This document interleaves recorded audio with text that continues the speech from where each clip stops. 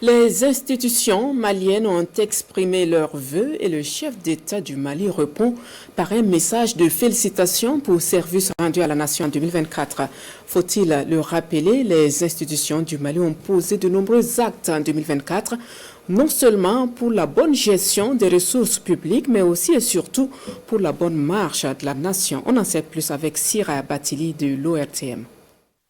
Le général d'armée Assimi Goïta adresse tout d'abord un message de reconnaissance pour service rendu à la nation.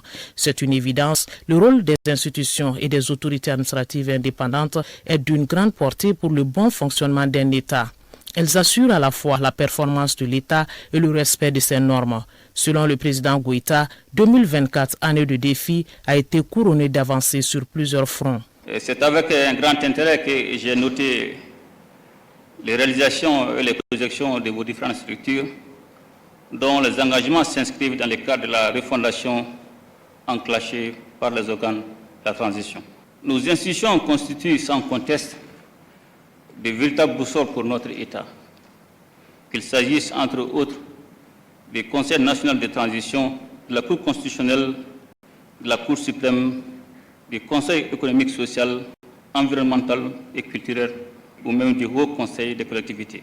Le retour à l'ordre constitutionnel passe nécessairement par un processus sécurisé et apaisé dans le but d'éviter un éternel recommencement. La mise en route des grandes réformes pour le processus de refondation repose sur des textes. À ce niveau, le chef de l'État a rappelé le rôle joué par le Conseil national de transition. Le CNT a voté une dizaine de lois. Depuis le début de la transition, le CNT joue pleinement sa partition dans le processus de refondation en menant des réformes indispensables qui traduisent la volonté exprimée par le peuple malien lors des différents forats.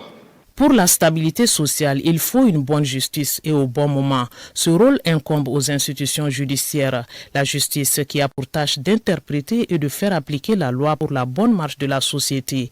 Elle tient les ficelles de la conduite sociale et ne doit les relâcher en aucun moment. La vie de la nation en dépend. Aux autorités administratives indépendantes, le président de la transition a fait le point des prouesses, notamment l'espace d'interpellation démocratique qui reste la tribune des sans-voix. Pour le secteur des télécommunications, par exemple, la vigilance doit être de mise et les réponses doivent être adaptées au développement du secteur. Le chef de l'État attache du prix à la digitalisation de l'autorité de régulation des marchés publics pour plus de transparence.